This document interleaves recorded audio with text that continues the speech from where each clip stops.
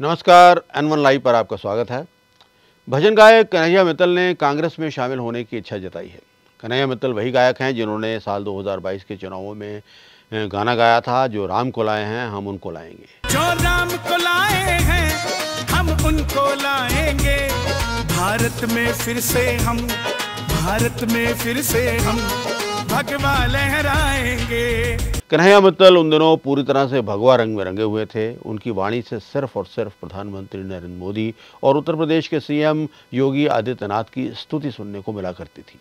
योगी आदित्यनाथ के तो वो अनन्य भगत हुआ करते थे, अब भी कहते हैं कि वो उनके भगत हैं। फिर अचानक क्या हुआ कि कन्हैया मित्तल अब एकदम से यू टर्न करने को तैयार हुए। सुप्रसिद्ध कन्हैया मित्तल जी को जाता है। उन्होंने राष्ट्रभक्ति की भावना को देश की भावना और राम के सरोकार से जोड़ा है। एक बार जोरदार तालियों से कन्हैया मित्तल जी का स्वागत कीजिए, अभिनंदन कीजिए।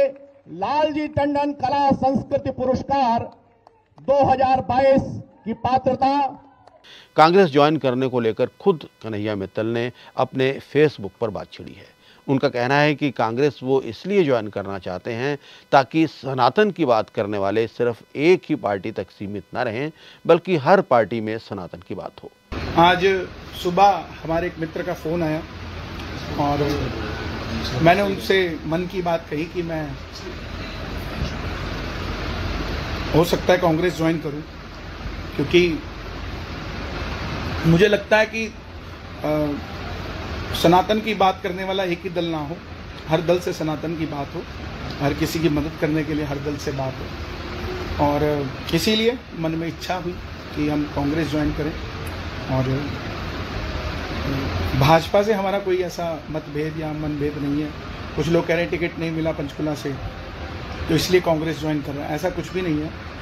और टिकट अगर चाहिए होती तो मैं कुछ लोगों से बात करता और ले आता, कोई बड़ी बात नहीं है टिकट मेरे लिए। लेकिन मेरा विचार जो है, मेरी मित्रता है सबसे। मैंने कभी नहीं कहा कि भाजपा को वोट दो, हमने यही कहा कि जो राम मंदिर के लिए काम करे, जो सनातन के लिए काम करे, उसका साथ दो। और उसके लिए अगर हमें कहीं पर भी बैठ के हम उस काम को कर सकते हैं। आप अपनी तपस्या सड़क पर भी कर सकते हैं तो हिमालय पर भी कर सकते हैं, पानी में भी कर सकते हैं तो अग्नि पे भी कर सकते हैं। ज़रूरी नहीं कि आप एक ही दल में रहकर आप अपनी तपस्या करो। और मैं तो कभी भाजपा में मूल रूप से था भी नहीं। हाँ, ऊपर से मुझे बुलाया जाता था कि आप आइए हमारे यहाँ, जो राम को लाए हैं वो भजन गाइए। और वो भजन भी आप सुनेंगे तो उसमें कहीं भाजपा का नाम नहीं, उसमें महाराज जी हमारे गुरु हैं योगी आदित्यनाथ जी, उनके लिए हमने वो गाया। वो आज भी हैं, कल भी रहेंगे, सदैव रहेंगे। कन्हैया मित्तल ये भी कहते हैं कि भाजपा से उनकी किसी प्रकार की कोई मतभेद नहीं है, यानी जनाब फिलहाल दोनों हाथों में लड्डू रखना चाह रहे हैं। अपने फेसबुक पर भले ही वो कुछ भी कहें, पर असल कारण कुछ और ही है।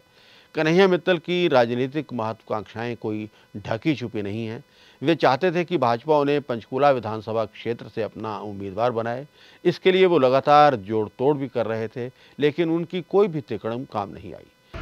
कांग्रेस पार्टी में मेरा जाने का मन है और मैं सेवा करना चाहता हूँ, लोगों का भला करना चाहता हूँ, लोगों का साथ देना चाहता हूँ। और एक मिथ खत्म करना चाहता हूँ कि एक ही दल के अंदर आप रहकर सनातन की सेवा कर सकते हैं, ऐसा नहीं है। आप कहीं पर भी हों, किसी भी परिस्थिति में हों, कहीं पर भी हों, आप सनातन की सेवा कर सकते हैं। आने वाले समय में कब ज्वाइन करेंगे, कैसे होगा, क्या होगा, वो मैं आप सबको बताऊंगा, क्योंकि आप सब मेरे अपने हैं। बहुत सारे लोग हैं जो ये कहेंगे कि ये ऐसे क्यों कर दिया, वैसे क्यों कर दिया। तो ऐसा आप उस चीज़ पर ध्यान ना दें, मैं पर्सनली कहूँ, क्योंकि सबसे बड़ा मैसेज मैं यही देना चाहता हूँ कि हम किसी दल के लिए काम नहीं कर रहे थे, हम सनातन के लिए काम कर रहे थे। और जब भी कर रहे थे उसी के लिए कर रहे थे और उसी के लिए करते रहेंगे। और उसी के लिए करते हुए हमें अगर कुर्बान भी होना पड़ेगा तो हो जाएंगे।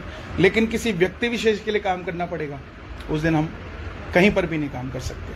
हम जिस काम के लिए कर रहे हैं, अपने श्याम बाबा के लिए, अपने बालाजी के लिए, अपने सनातन के लिए, अगर हमें बल मिलेगा तो वो बल सनातनियों के हक के लिए, उनके साथ देने के लिए काम किया जाएगा। बहुत बहुत धन्यवाद। क्योंकि आप सब मीडिया देख रहे हैं, नेशनल न्यूज़ पर सब खबरें चल रही हैं, तो आप सब मेरे जो फॉलोअर्स हैं, जो मुझे चाहते हैं, प्यार करते हैं, जो मुझे छोटा भाई मानते हैं, आप सब तक मेरी बात पर्सनली पहुंचना बहुत जरूरी थी।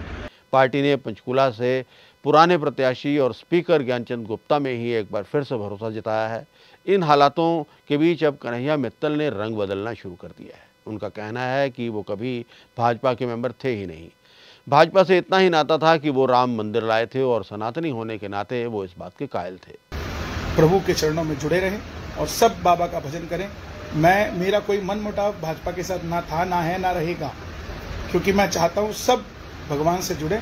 सबसे बड़ा धर्म है, उसके बाद कुछ आता है। सबसे पहले राष्ट्र, फिर मेरा धर्म, फिर आगे चलकर कोई व्यक्ति विशेष आता है। हालांकि ये एक स्थापित तथ्य है कि कन्हैया मित्तल ने 30 जनवरी 2014 को बाकायदा भाजपा की सदस्यता ग्रहण की थी। चंडीगढ़ स्थित भाजपा दफ्तर कमलम में संजय टंडन, हरमोहन धवन और सतपाल जैन से नेताओं की मौजूदगी में उन्होंने भाजपा ज्वाइन की थी।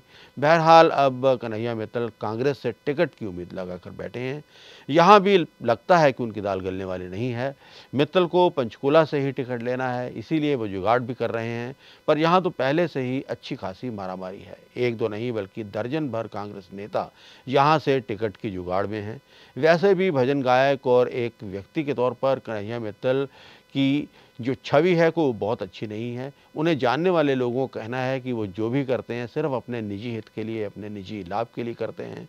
इनके अनुसार कन्हैया मित्तल ने चंडीगढ़ में पहले बालाजी प्रचार मंडल के नाम से कीर्तन करना शुरू किया, फिर अपना अलग से बालाजी मंडल बना लिया और वहाँ पर भी वो राजनीति करते रहे, जिसकी वजह से उन्हें ये अपना अलग मंडल बनाना पड़ा।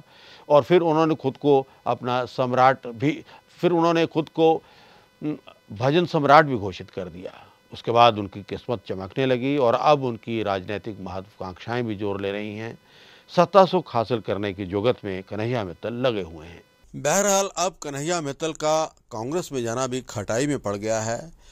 कांग्रेस में दाल न गलती देखकर अब उसने फैसला कर लिया है कि वो कांग्रेस में नहीं जाएगा। बाकायदा अपने फेसबुक पेज पर आकर कन्हैया मित्तल ने ये कह दिया है कि वो कांग्रेस में नहीं जाने वाले हैं। उनका ये भी कहना है कि भाजपा का नेतृत्व उनको बहुत प्यार करता है, इसलिए वो नहीं जाना चाह रहे हैं और वो सनातनियों को किसी तरह की कोई धोखा भी नहीं देना चाहते हैं। बहरहाल उन्होंने ये फैसला बदल लिया है, लेकिन ये साफ है कि अपनी राजनीतिक महत्वाकांक्षा को आगे बढ़ाने के लिए उन्होंने कांग्रेस में जाने की कोशिश ज़रूर की थी और अभी भी ये उनका अंतिम फैसला है, ये भी अभी हमें देखना होगा। जय श्री राम। पिछले 2 दिनों से मुझे ये एहसास हुआ कि मेरे सभी सनातनी भाई बहन और खासकर भाजपा का शीर्ष नेतृत्व मुझे इतना प्यार करता है और इतनी चिंता करता है। 2 दिनों से मैं देख रहा हूं कि आप सब परेशान हैं। मैं उसके लिए क्षमा चाहता हूं और जो मेरे मन की बात मैंने कही थी कि मैं कांग्रेस ज्वाइन करने वाला हूं, उसे वापस लेता हूं, क्योंकि मैं नहीं चाहता कि किसी भी सनातनी का भरोसा टूटे।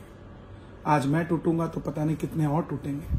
तो हम सब मिलकर राम के थे, राम के हैं, राम के रहें। और पुनः आप सबसे क्षमा प्रार्थी हूं जिसके कारण आप डिस्टर्ब हुए।